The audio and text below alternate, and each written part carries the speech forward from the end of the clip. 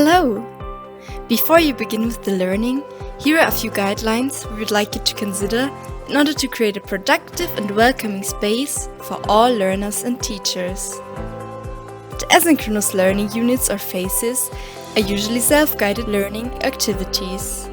However, you will sometimes be asked to admit your solution for feedback and to provide feedback for other students' solutions. If so, make sure your feedback is constructive. Providing constructive feedback includes 3 important rules.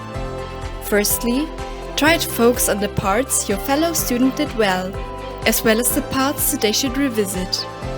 Second, do not just name your criticism, but offer a solution. How would you have done it? And third, make sure that you clarify that you're simply stating your own opinion and not a general truth.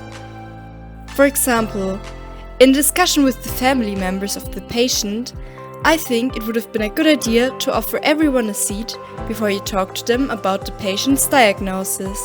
I very much like your idea of informing the general practitioner early on though.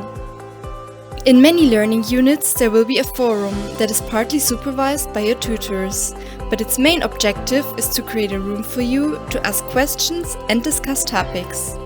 Remember to keep the tone polite and professional. For the synchronous online units, please make sure that you're on time. When you enter the virtual meeting room, please turn on your camera and turn off your microphone. Leave your microphone turned off unless you want to speak. If you have a question, use the raise my hand function of your conference room, if there is one. If not, simply raise your real hand. Most tools also allow for questions to be asked via chat. In discussion rounds, you don't need to raise your hand in order to speak, but always make sure that you don't interrupt anyone else. For the synchronous face-to-face units, please make sure that you're on time.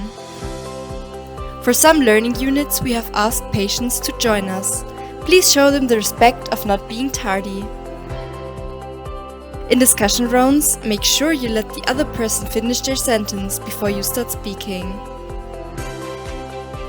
Now let's begin. We hope you enjoy this curriculum and we are always grateful for any feedback.